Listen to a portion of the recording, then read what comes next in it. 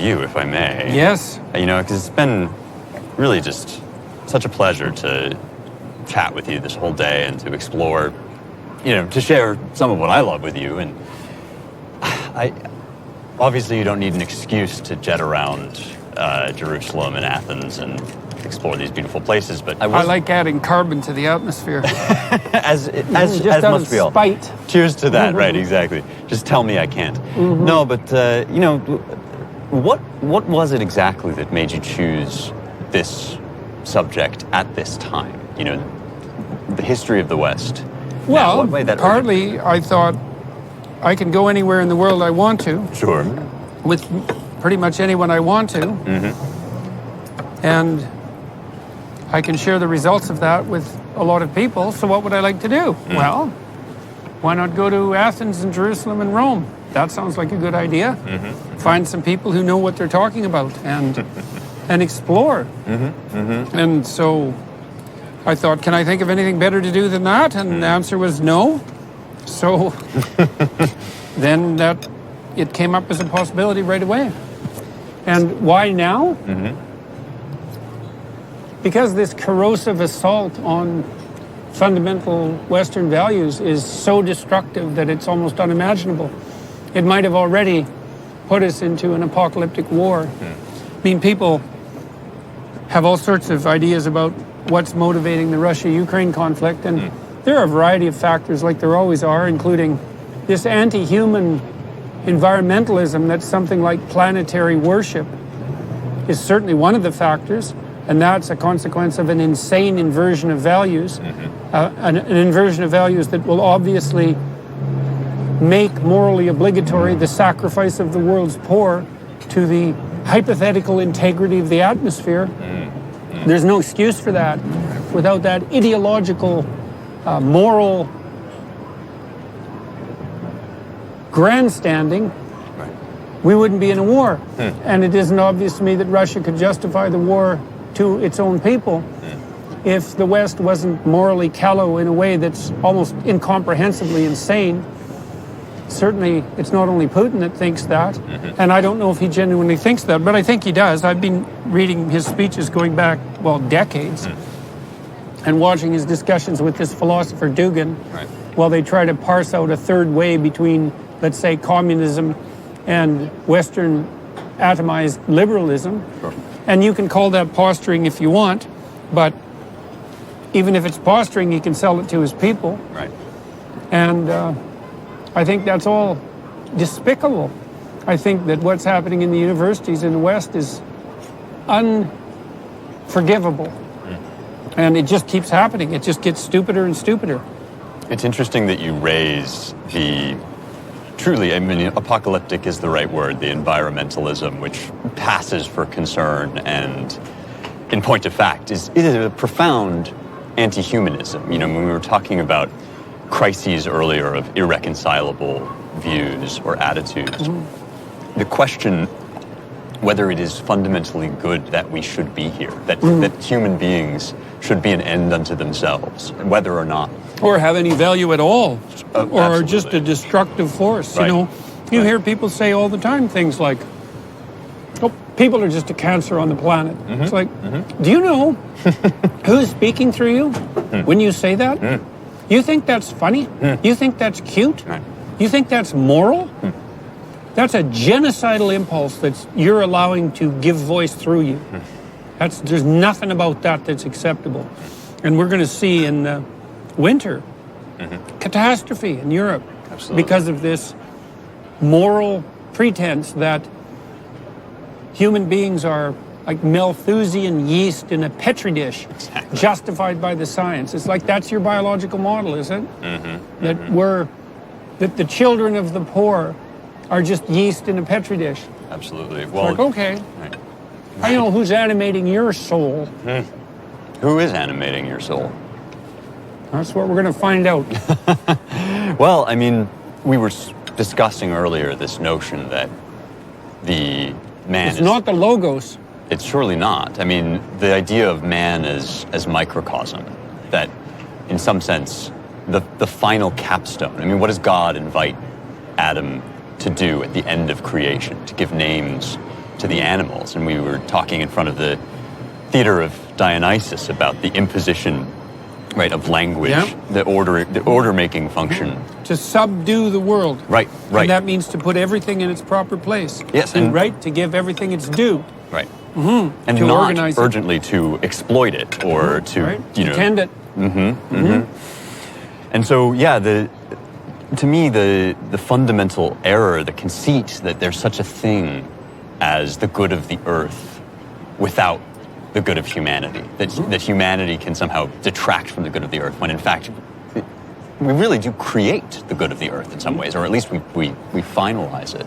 Or at least we participate in it. Surely, right. At the very least, it can't make sense without us in some ways. We're either outside the natural order, or we're not. If we're outside the natural order, then what are we from the environmental perspective? What exactly are we? And if we're inside the natural order, then we're not interlopers. Yeah. Is that scene in The Matrix where Agent Smith says to Neo, I took a long time in this, hellish virtual reality trying to figure out what people are, and then I realized, you're not mammals, you're a disease, you're a virus.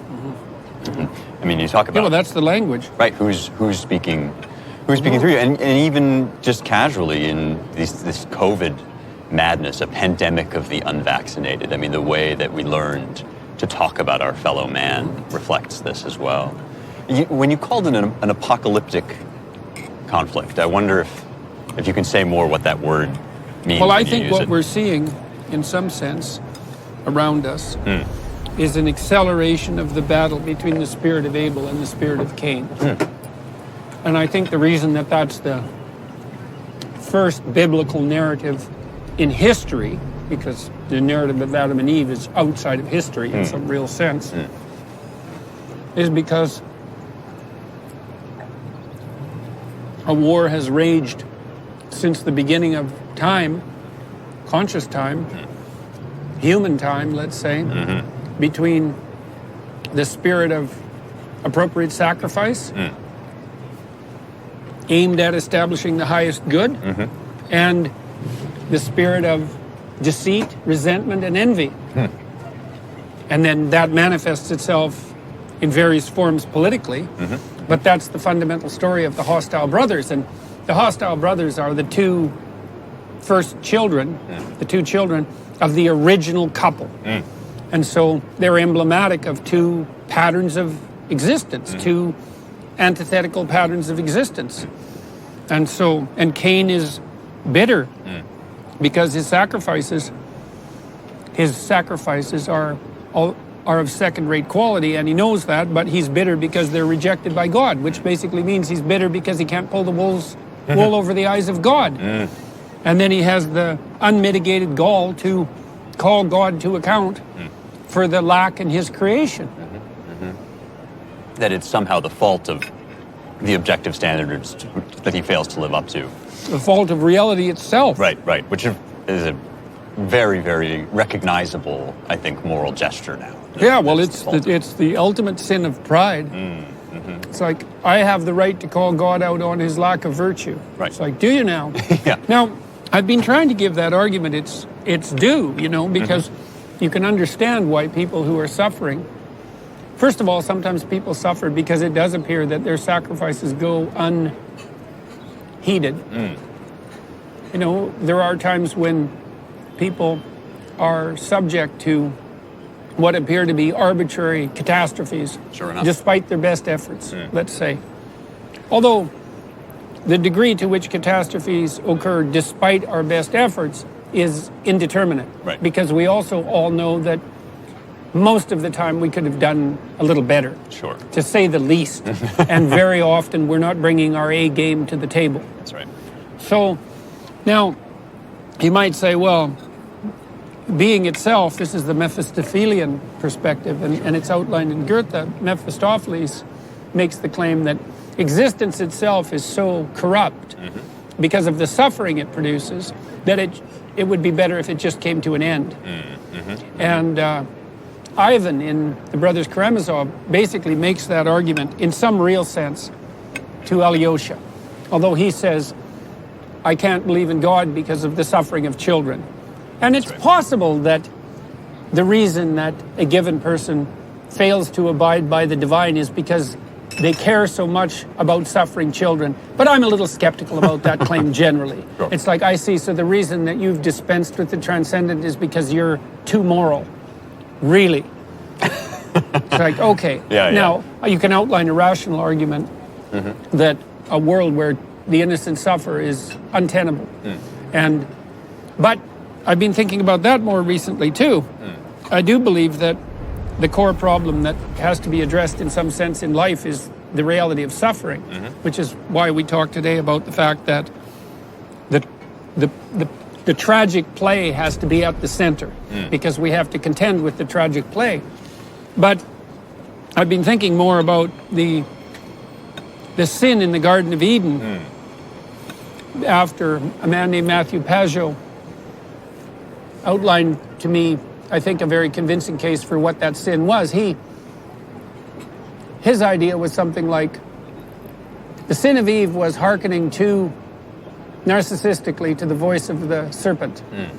That Eve stands for what's outside the imposed cognitive order, and she gives voice to the marginalized, because she gives voice to the distress of the infant. And if the categorical order isn't fulfilling the requirements of the innocent, then it's insufficient, and it's up to Eve to bring that suffering to the attention of Adam, who does the naming. But Eve's sin might be to believe that her compassion is so overweening that everything, even that which is poisonous, can now be brought within the confines of the garden. I'm so compassionate that everyone falls under my care now. And Adam's sin is that he wants to impress Eve, and so says that can be managed. And so in some real sense, they both bite off more than they could chew. It's a consequence, and the consequence is the fall. And then you think, well, in your own life, do you suffer because suffering is intrinsic to being, or do you suffer because you bite off more than you can chew? And that's a really good question, because if you're progressing optimally, and so that would be progressing in the spirit of play, then you can exist in a mode that's very, very positive. And so then you might ask, if you were perfect at that, which of course is an unattainable goal, but if you were perfect at that, would you be able to exist in a play with life? And would that eradicate most suffering? And then you might ask, well, would that eradicate all suffering? Because you could even ask, well, if we all played optimally, like every single person, right? So we all revealed that which was hidden within us in that spirit of play, how good would the world be? And that's also an open question, because you know it would be a lot better than it is. Right. And then, well, what's the upper limit to that? And I don't think we know. Right, So, at the very least. It's sort of, and I've been thinking this myself a lot, when it comes to the problem of pain or the problem of suffering, that people jump to the hardest version of the problem first, and they think that if they can't resolve the existence of suffering and be happy in a world that brings terrible calamity, then they can't know any joy at all. And they haven't even That's a depressive thought. Absolutely. And they haven't asked the easy question first, right? Well, can I at least be happy in a world where everything is going relatively well?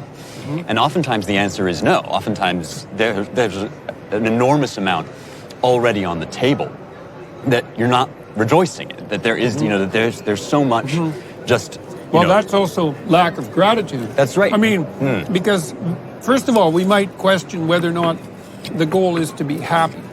And I don't think it is. Not even optimally. I mean, joy. Joy is the goal. Well, I'm not sure. Okay. I think the goal is a great adventure. I really think that. I think it's better than happiness. I mean, what we did today. I mean, that was a great day. But Sure it's was. partly a great day because it's a great adventure. It isn't because it's satiating, maybe the meal is. Sure. It isn't even because necessarily that we were filled with enthusiasm, although that's definitely part of it. It's because it was a difficult and unlikely thing done well. And we didn't know how it would go. Right? We didn't know what would happen. Well, that's part of the spirit of play. Yeah. Yeah, absolutely. Right? There's a wonderful line in... And everyone in the crew here is willing to play along. Imagine. We're not scripting this. How lucky are we, right? Right. I mean, this enormous effort expended on our behalf, which we could easily, as you were talking about earlier, when I noticed how kind you were being to people that were stopping you and shaking your hand, you were saying it would be very, very easy just to take for granted the fact that they want to say hello. Yeah, you have to be an utter fool to let that happen, that's for sure. Well, there's a wonderful line in the writing of Thomas Traherne, this 17th century English cleric and mystic, and he talks about the fact that the Christian God wants. And this is a major distinction between Athens and Jerusalem that he wants to draw, that Socrates' God, or Aristotle's God, famously wants nothing because he's perfect and is, in some sense, abstracted above or beyond the travails of human misery. But the living God of Israel, says Traherne, wanted infinitely, for he was infinitely alive. The fulfillment of his desire is creation. And Traherne says, in conclusion to all this, insatiableness is good, ingratitude is not. And it's just a wonderful expression of some of what we're saying, I think, that this, the idea of play that you're bringing out here, I think it includes the notion that something could be good of itself, which is a Greek idea, that to truly see or experience something, you have to give up the idea that it's going to give you something, that there's some other thing besides the thing itself that it's going to give to you.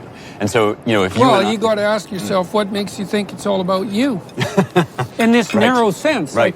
Well, that's the other thing that's so pernicious about that idea, is that, well, it's all about me. Okay, fair enough.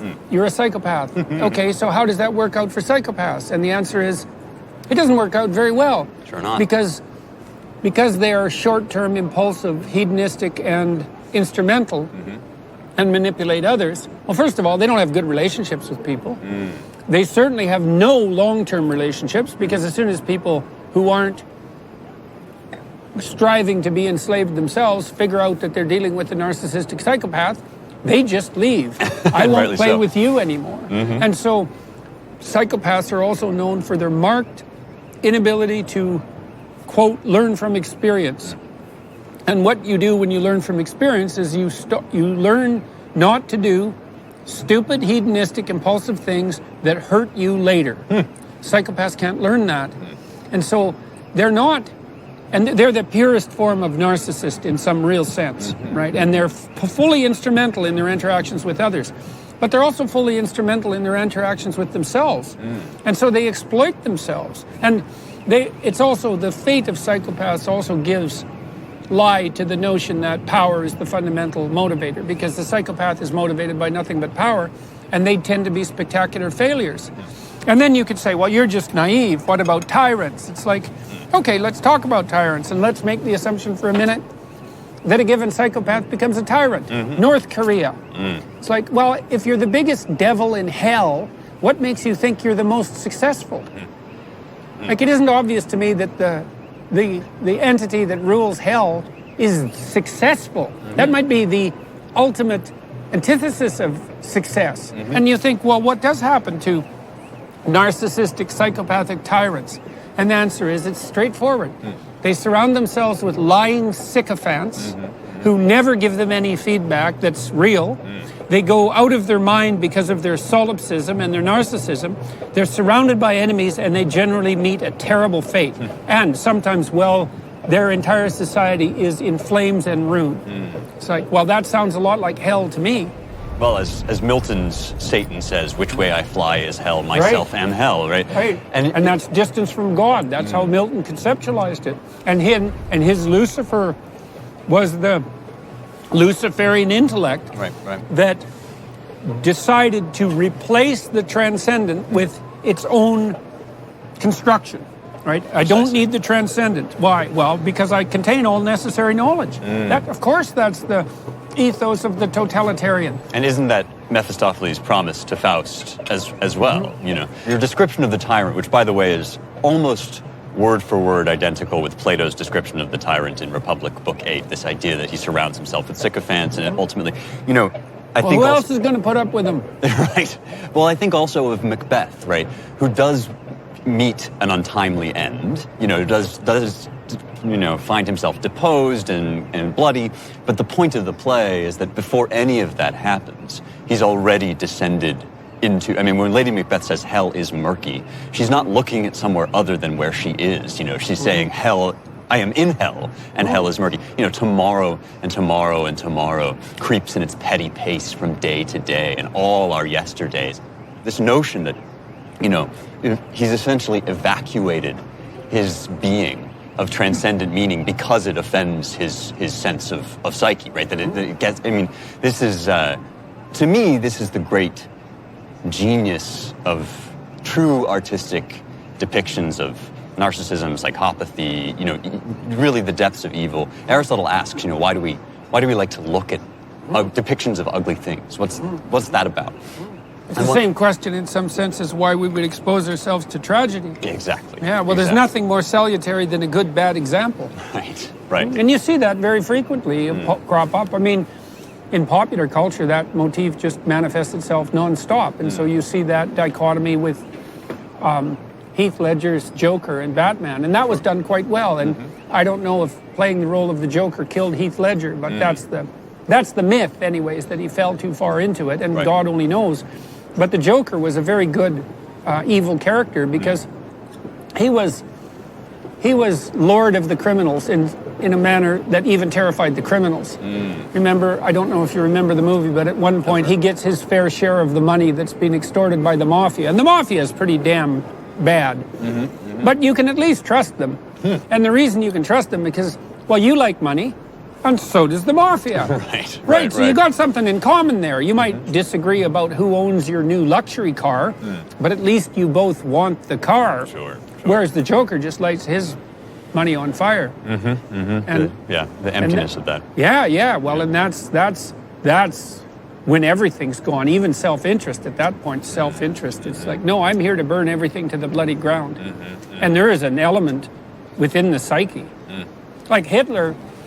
Carl Jung said at one point something like, if you can't understand someone's motivations, including your own, and this is to be used in that situation when you can't understand someone's motivations, watch the consequences, observe the consequences, and infer the motive. And so let's look at how Hitler ended. Right. Suicidal. Responsible for the death of everyone close to him, betrayed by his entire country in his estimation, because they weren't good enough for him, with all of Europe in ruins and the whole world threatened with fire. Well, what was he aiming at? Well, how about that? What is the opposite of that? What does it look like? Well, I would say in some sense, the entire religious enterprise is an attempt to make that explicit and then to embody it, both of those. And it was easier for me when I first started to investigate such things to specify the nature of evil. I think it's easier than specifying the nature of good. Much. This is why there are no good paintings of the resurrection, but there are many good paintings of the crucifixion, by the way. Not no good paintings, but paintings of the crucifixion, in my humble artistic opinion, are thick on the ground and magisterial and beautiful. But it's much more difficult to imagine what the transcendence of I've seen a couple. Sure. A couple, but yes, I understand. Right. Sorry to interrupt you, Well, it's difficult to come up with a convincing characterization of what's good because it's the highest order unity. It's very complex. Well, the whole Bible, in some sense, is an attempt to characterize the nature of the highest spirit, and it wanders through multiple stories to do it. When I started to study what happened in the Holocaust, so when I started to study the spirit that not only animated the Holocaust but enjoyed it, let's say that. Right. Yeah, because you got to go that far. It's not only could you do that, you could like but you bet. You could revel in. I read a book once, saw a book, I don't remember it unfortunately, that was nostalgic reminiscences put together, including photos from concentration camp guards. Wow. It was the good old days. Right. Right, and so you think, well, I couldn't do that. It's like, yeah, you could. Oh, sure. And not only could you do it, you could enjoy it. Well, not me. It's like, the more you think not you, the more it's probable that if you were offered the opportunity, you would take that pathway. Yes. And what's my proof of that? It's like, well, people were offered that pathway, let's say even by the millions, and even if they didn't actively participate in the same manner that the concentration camp guards themselves participated, they certainly turned a blind eye when they had the opportunity. And you might say, well, that's not as egregious as sin. It's like, maybe not, but it's in the same damn category. Certainly up there, yeah. It's certainly up there. Yeah. And I have been stunned in the last 5 years to also observe how willing people are to turn a blind eye and how rare it is for people to stand up when it's necessary and be counted. So that kind of courage to oppose the forces that might produce that kind of cataclysm, it's not common.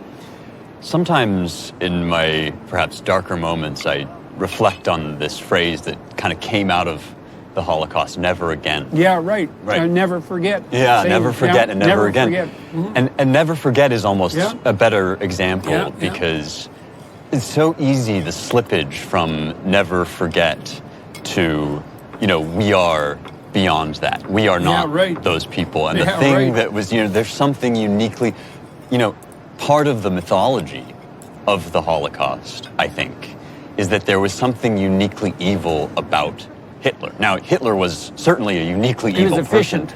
Yes. Yeah, but, in that Germanic way. Yes, but I think we want to imagine him born with horns on his head, so that we can think that we would never do that, right? That, well, that's not so bad if you also imagine that you're born with some horns on your head. Well, but exactly. when you think he's the only one, it's like, okay. And Jung believed that Hitler was in some sense the manifestation of the resentment, of the unconscious resentment of the entire Germanic people, especially after their defeat in World War I, which was cataclysmic, the absolute catastrophe of trench warfare, the brutalization of all those men, followed by the absolute demolition of Germany's economy in the 1920s, so that anybody who had struggled through the First World War, which was an absolute cataclysm, anyone who had struggled through and saved and scrimped and put away something for a rainy day was demolished by hyperinflation. Then you had the Great Depression. It's not like people were without their reason for being irritated. Naturally. And then Hitler, who was a great orator and a very astute observer in his pathological way, all he had to do in some sense was play with the crowd. So speak without notes, watch the crowd. Whenever they roar in approval when you say something harsh and Mephistophelian, keep that. And then use that in the next speech, and then try some other tactics out. And when you appeal to the mob resentment of the crowd and you get a roar, keep that. And soon what you have is a reflection in your own psyche of the mob resentment of the crowd. And what was that? Well, it was certainly anti-Semitic. Why was that? Well, Jews are very annoying. You know why? Because they're successful. Right, and that's the last thing you want, a minority who should know their bloody place to be. It reflects you back at your own failures. So there's the spirit of Cain. It's like, well, that's that mob resentment. And then you combine that with the desire to find a scapegoat. Perfect. Who's the scapegoat? Well, how about those people over there who are so annoying and successful? Right. You saw the same thing with the kulaks in the Ukraine. Right. And that caused the death of 6 million people. It was a catastrophe of approximately the same scale, more blundered into in some sense than that efficient machine-like eradication that the highly civilized Germans could produce when they got resentful. You said, what's the opposite of the spirit of power and brute force? It's the spirit of play. Play and voluntary play. Right, delight, gratitude, and play together. Yeah, I mean, this is speaking of anti-Semitism. As you're talking, I'm thinking, why is it precisely that this one evil is so uniquely haunts the human race? And part of it, I think, at least, is the idea, which has been an anti-Semitic kind of trope forever, that when the crucifixion happens and the Jews cry, "Crucify him," that you wouldn't do the same in their place, right? That you get to localize that on the Jews, right? That these are these evil people, rather than just well, if you exactly what you would do. That's right. If you identify the bloodthirsty mob with the Jews, exactly. well then, but that's just that, again, that's that form of, right. Look, everybody needs a place to put Satan. That's a good way of thinking about it. And the easiest place to put Satan is the place that's most convenient for you. And that could easily be put it on people whose accomplishments shine brightly enough to make yours pale in comparison. It's like, well, there's Satan. Anyone who has more than me got it all because of power and corruption. It's like, that's very convenient, isn't it? Sure. And it's the gesture that Marxism as an ideology leads directly to, of course, right? Yeah. It's predicated on that. I mean, Marxism is the ideological manifestation of the spirit of Cain. Well, I mean, you say, and I think it's true that the deaths of the kulaks were less efficient in one sense. That is, in a human sense. Of course, they were less planned and less, efficient in that way. But in some ways, they were efficient in exactly the same mode, which is to say, they were the working out of one and the same idea. That this notion of resentment, this well, that's what happens in the story of Cain and Abel. Right. Cain,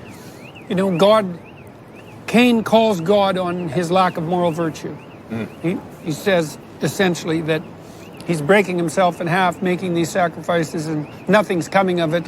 And yet everything's going perfectly well for Abel. And what kind of universe is this? And God says something like, if you did well, wouldn't you be rewarded? And that's a really tough question, because it's very difficult to point and say that all the suffering of the world is due to people not doing well. And I don't